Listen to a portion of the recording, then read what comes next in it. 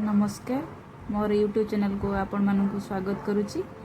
आज मु प्रस्तुत करने को जाऊँगी चटपटा रेसिपी मोर आपण मानकर प्रिय आलू मटर चाट। यही रेसिपीटी प्रस्तुत करने मुझे किछि आलू पूर्व पानी रे भिजी जाइथिबा मटर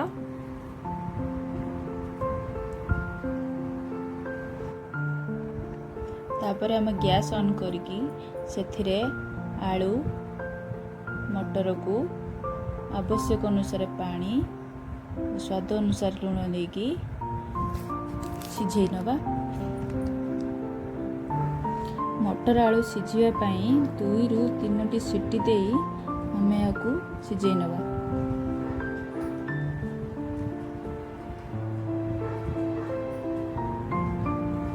आवश्यक सामग्री काकुड़ी पियाज अदा रसुण छेचा लेंबू कस्तूरी मेथी खटा पानी छुरी भजा पांपुड़ी दही हल्दी चाट मसला गरम मसला जीरा गुंड काश्मीरी लंका गुंड। वर्तमान मु सिझी जाइथिबा मटर सिझा आलू चोपा छड़े चकटी नेछि। एबे आमे गैस ऑन करी कड़ाई रे अल्प तेल दे पियाज पकाई भाजी नेबा। एबे पियाज हेई आसलानी सेथिरे अदा रसुण छेचा पकाई कसी नेबा।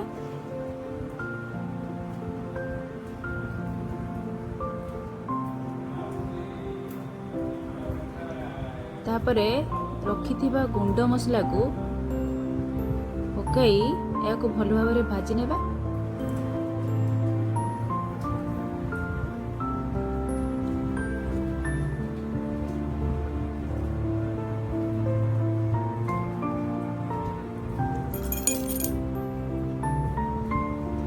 एमिति भल भाबरे भाजी नेबा जेमिति अदा रसुण स्मेल हेबो ना।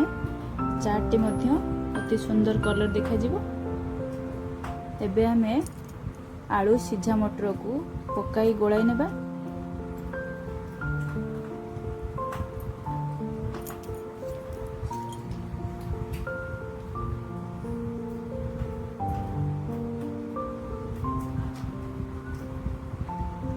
गोटे कप पानी एथरे ऐड करिबा।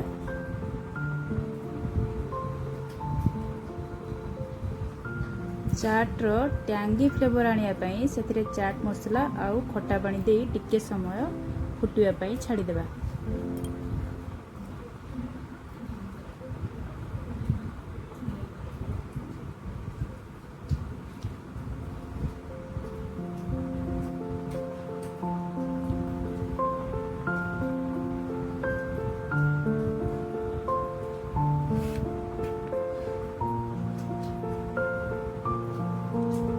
वर्तमान चाट टी फुटी आसलानी आमे सेथिरे कस्तूरी मेथी पत्र को ऐड करिबा।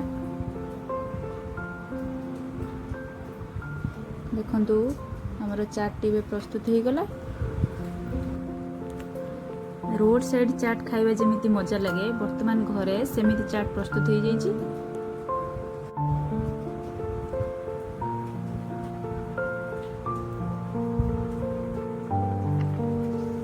एही भली भाबरे चाट टी को प्लेट रे सजाई नेबा।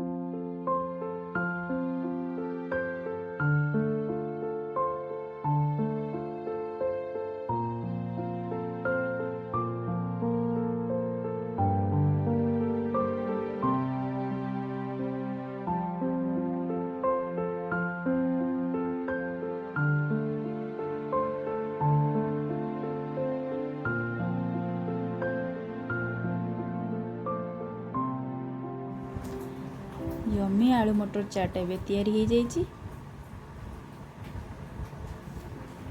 यही भली करी खांतु, चाटर मजा नियंतु।